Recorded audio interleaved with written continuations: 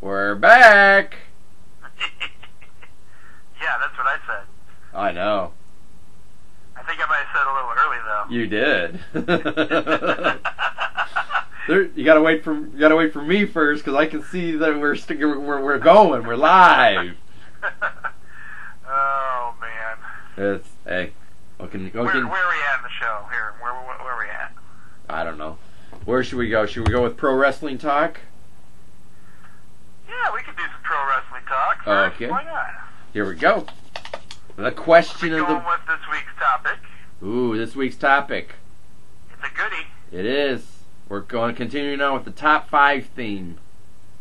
So this week's wrestling talk is name your top 5 WrestleMania matches. Ooh. You going first or am I going first?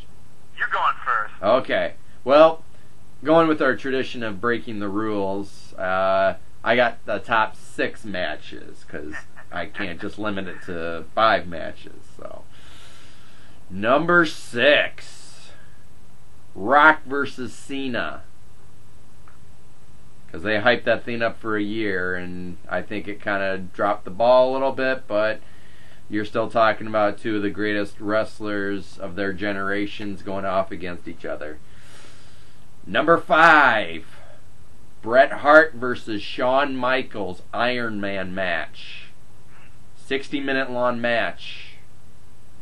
Number 4, Hulk Hogan versus the Ultimate Warrior. Number 3, Hulk Hogan versus Andre the Giant.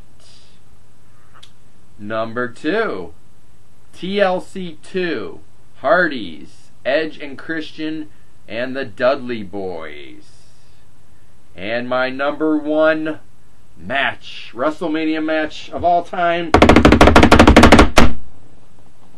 The Rock versus Hulk Hogan. Ooh. Yes, the turning of Hulk Hogan into a good guy again. Yes, that was the NWO Hulk Hogan. That was a great match between The Rock and Hogan. And that was... Yeah, the odds were totally against The Rock in that one. The crowd just went nuts. Yep, they for were. Hogan.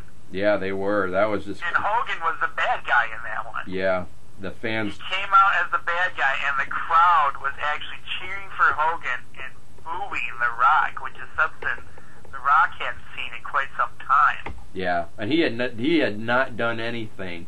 It's just that it was WrestleMania. The loyal fans of the WWE turned him. People were just so pumped for Hogan to be back. Yep. That they just did not accept the bad guy Hogan. There was no way they were going to keep Hogan bad at that point. Yep. And so, I mean, at the end of the night, it was kind of like Hogan was torn. Hogan could tell that the audience wanted him back as Hulk Hogan. So by the end of the night, he was trying to debate how they were going to do that. If he was just going to walk out and still be the bad guy, but the crowd would not let him. So by the end of that match, you went from having Hollywood Hogan to Hogan doing his patented old school Hulk Hogan stuff, and that was contributed to that crowd bringing that back. That was all happened that night. That was not supposed to go down that way. Yeah. So that's a very good one, Rose. Thank you. That's a good one. I did not put that one on my list, but that was a good one. Thank you. I looked at a lot of these, and I've come to the conclusion I'm just an old school WWE kind of guy, which would put me in mostly the old WWF era. Yeah, that's okay. These are in no particular order as far as my order goes. I just went from WrestleManias down. So at number 1, I have WrestleMania 3, Hulk Hogan versus Andre the Giant. That was huge for me back in the day. Yeah. Hogan taking on Andre the Giant, and then everybody was like, Hogan, there's no way Hogan's ever going to slam Andre the Giant. Well, he did. Yep. And he's paid for it ever since, he did. Yes. And his back and hip have never been the same ever again, but he did slam them. So, because I think when he slammed Andre the Giant, he tore a whole bunch of stuff, didn't he? Yeah, he was hurting after that. And the thing is, at that point in time, man, Hogan was all that, He was all about the training, saying your prayers, taking your vitamins. And I bought into all that. I was a Hulkamaniac. I never knew the Hogan that would exist years later down the road. So I have a few Hogan matches here. Next up, I have WrestleMania 6. Hulk Hogan versus the Ultimate Warrior. Up to that point, champion versus champion had never been done. You would have never seen two good guys who hold both the most important titles in WWE at the time, or WWF at that point, going up against each other. And at that point, who in the heck would have ever thought that Hogan was going to lose his title to the Ultimate Warrior, of all people? And Hogan ended up losing the WWF title to the Ultimate Warrior. So that was a big match for me. Then I jump all the way down to WrestleMania 13. Bret Hart defeats Stone Cold Steve Austin in a submissions match. Good one.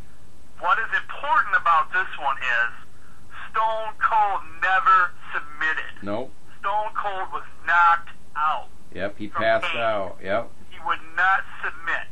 He did not submit that match. He passed out from pain.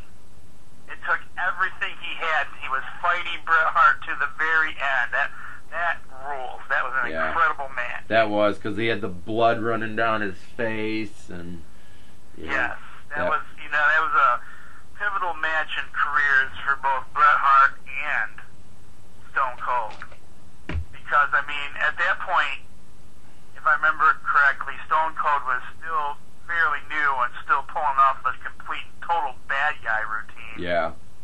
And people just, got people to know who Stone Cold Steve Austin was. Oh, he got a standing ovation when he walked, and he wouldn't go out on a stretcher. I think two refs helped him walk out, and he got a standing ovation for that. So that's a good one. I think even Bret Hart tapped him on the back or something for that. Yep. It became a mutual respect after that. Yep, exactly. Then I dropped down to WrestleMania 15, the Stone Cold versus The Rock battle. No DQ. That match was huge at the time, too, because Stone Cold and The Rock at that point hated each other.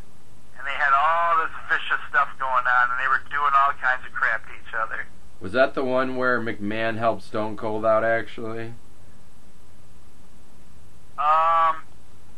Yeah, I think it was. That might have been... Yeah. Stone Cold... What did I put on here? I've heard Steve Austin talk about that one, and he said that he wished he had never done that before. He hated that storyline of, Stone Cold and McMahon don't like each other. Well, now they're in cahoots, and they're working together to... Actually, no, I think that one was a little later down the line. Oh, okay. There is another Rock Stone Cold match. Yeah, they had a couple matches. I think they had 3 WrestleMania matches. Yeah, because I think this was during that bitter, heated rivalry between those two, when they were and they had they were doing cool stuff back then where they weren't even necessarily fighting in the arena, they just show up at certain places. There's that fight they had on the bridge. Oh yeah, yep. Where the title gets tossed over the bridge. And then Austin got tossed over too. Yeah, that was back in the day when they were doing some really cool, crazy stuff.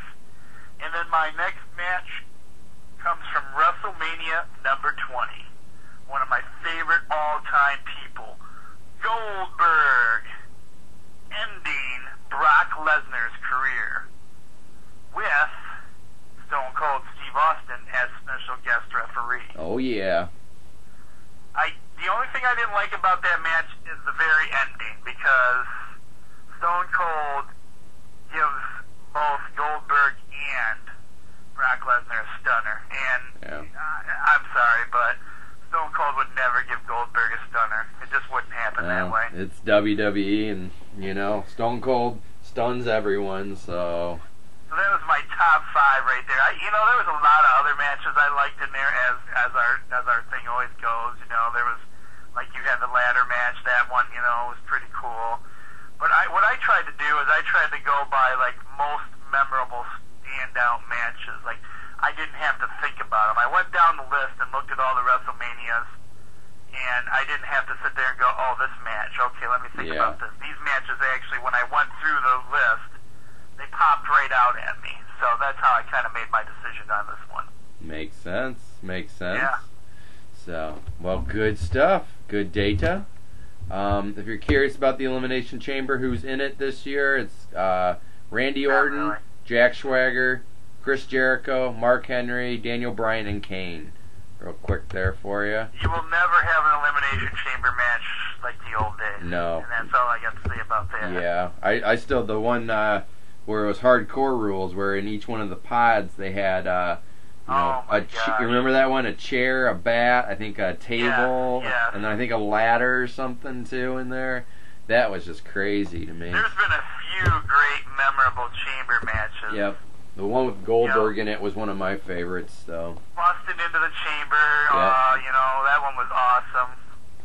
I just love some of the early chamber matches. They're so dull and boring now. I can't see anything exciting happening in a chamber match this year. I'm sorry, I just can't. Well, on with the show here. We have some info for everybody out there, regular info. The Philadelphia Eagles re-signed Michael Vick on Monday to a one-year deal for the 2013 season. The team announced Vick could make as much as $10 million next season. This contract replaces the 6-year, $100 million contract Vick signed in 2011, and he is now scheduled to be a free agent after this season. Next season. Why did they rework that? Vic didn't have a very good year. I think they're seeing that his career. So does this have more to do with like the new regime than it did anything else? I think so. I think the new coach doesn't really know how Vic will play into the. Because it's like he had this guaranteed contract already. I mean, what? Yeah. Were they just going to let him go or something if he didn't agree to this contract? I don't know. I'm not quite sure how that all worked out, but basically, I don't think the new coach really knows how Vic will work into his format. Well, we'll keep an eye on that. Things are happening in Eagle Land. So, also, happy birthday goes out to Michael Jordan. He's going to be 50, I believe, this weekend. So. Man, Michael Jordan, 50. 50 years old. Wow. That. What else do we got? Happy birthday, Mike. They are adding a new ruling here. A college player who delivers a hit to the head of a defensive opponent could be kicked out of the game next season under the NCAA proposal that took a step forward Wednesday. Right now it's a 15-yard penalty. We'll now have an ejection tacked on, assuming the play rule oversight panel approves the plan next month. Also, Big Ten won't be playing FCS teams anymore. Really? How's it go? It basically, from what I was hearing, is that basically it's like a throwaway game. A lot of teams, apparently they were saying, they'll schedule that just, so if they're, 5 and 6 or something like that, they schedule this real easy game, and hopefully, we'll get into the playoffs. And if you can't beat teams in your league, you shouldn't be making bowl games. But then also, on the other hand, prime example, Michigan versus Appalachian State in 2007, where Appalachian State came into the Big House and upset Michigan. That was a huge embarrassment to Michigan, losing to a FCS team there. That's not the FCS fault. No. I mean, that's just a matter of the better team that came in there at that point. Yeah, but that's just that's their another thought process is that they don't. It doesn't look good for Big Ten to be losing to the FCS teams. So, and then big news in college baseball. Every University of Miami baseball player underwent testing recently for performance-enhancing drugs, including human growth hormone. A person with knowledge of the situation told the Associated Press. The testing for HGH is not typical for the school, according to this person, who spoke on condition of the university. University has not authorized the information release, but these are not typical times for for strong programs, I guess, which has been linked to Major League Baseball's latest drug mess. The school is awaiting the results, this person says. University officials not only took the unusual step of ordering the HGH test for the players, but said last week that 10,000 tests performed on student athletes since 2005 resulted in no positive tests for steroid usage. So, from what I was reading about this article, it sounds like they had probable cause, maybe some suspicion on some of those baseball players taking HGH to enhance their playing abilities, I guess is what I'm trying to say. So, wow. More crazy drug Now it's jumping down to the college levels. Yep. I've heard reports even in high schools now. There's high school players that. Sadly, I've heard that too. But the bad part about it, if it's in high school, there's no way that any high schools can't afford to test high school athletes for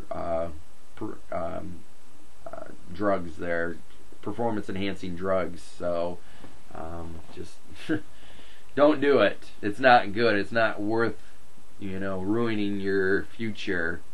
I had this discussion with somebody. It was a little while ago. I don't remember who I was even talking to. But it's like I said before. You have famous people in baseball from the early years of baseball. They were like smokers and drinkers, and they could hit home runs like they were nothing. And now all these guys think all they got to do is take all this crap to make them better, and that's not necessarily even true. Yep. You pour your heart into it, you do your best. Yep. And look, like I said before, you got these guys that were like boozers and things, but yet they could still hit a baseball. Yeah. And then the last thing I have is, Tim, how does Super Bowl Saturday sound? Super Bowl Saturday? That sounds weird. I agree. Well, the NFL is preparing for the possibility of bad weather hitting the New York/New Jersey region on Super Bowl next year. And one of their things they're thinking of is playing the game on Saturday or delaying it for several days, according to a published report. The report points out rescheduling the game, however, could create problems for fans who might be forced to reschedule flights or extend or cancel hotel stays. Oh, wow. I pray this is the last year they think about doing the Super Bowl outside in a winter climate area like New York. I think if you're going to have it, that's fine if it's in New York, but it needs to be in a dome. They had it in Detroit a few years ago. It's in a dome. It's fine. If you're going to have it in a dome, fine, have it there. Great, I love it. But if you're going to have if you want to have an open stadium, you got to have the warm climate, like California, Arizona, Texas,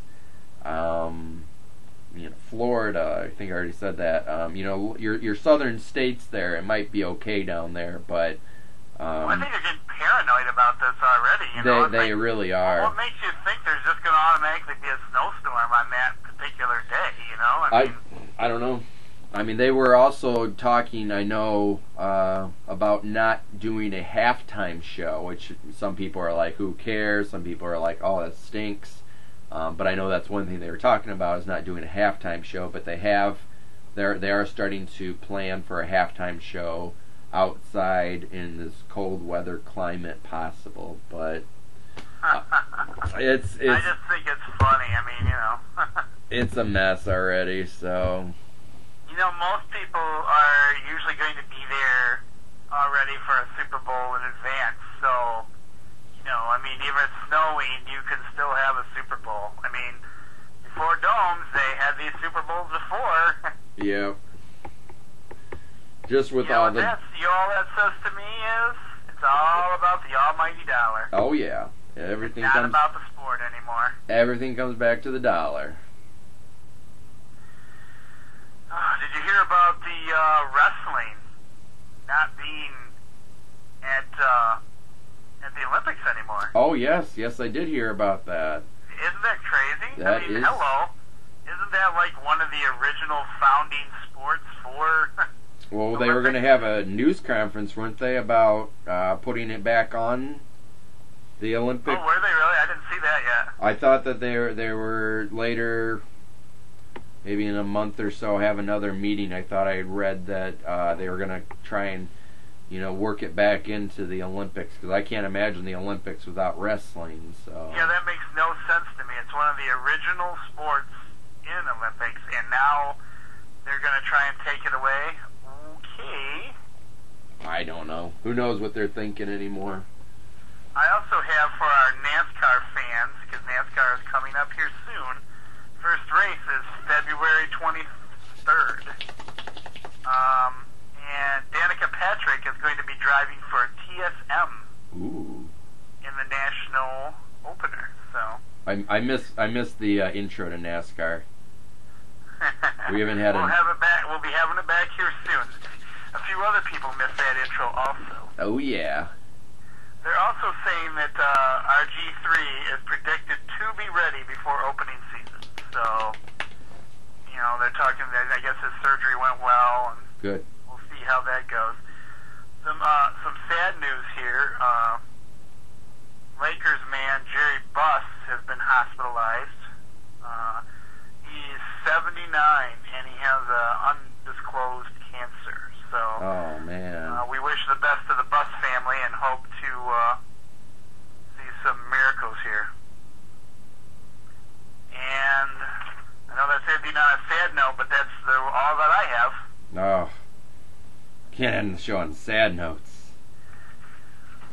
Well, I got a happy note. Wait a minute. I have some wrestling news I forgot to cover. Oh. Apparently, on TNA Wrestling tonight, they call him Bully Ray on there, injured himself, and it is a legitimate injury. It is, let's see what they say here, some kind of quad injury. It sounds like quadricep tear, and it is a legitimate injury, so it looks like Bully Ray is going to be out of TNA action for a while. Yeah, isn't that? I think that's what Triple H had, and he was out for almost a year, wasn't it? Yeah. Ooh. Bully Ray's got to be getting up there. Yeah, so. That might be the end of his career there, because, oh man. Well, wish him the best, and for a speedy recovery there, Bully Ray. So, well, and on a happy note, I'm going to a hockey game tomorrow. Hockey! I love it! Hockey! For dollar dogs. Yes, and dollar adult beverages. Oh man! All right, Rose. So I guess we're done, huh? Yeah, buddy. That's all the news. We got lots of news this week. We did. We had lots of info, data. All right. Well, I am the coach. I'm Jamie. And if you're not down with that, we got 2 words for you.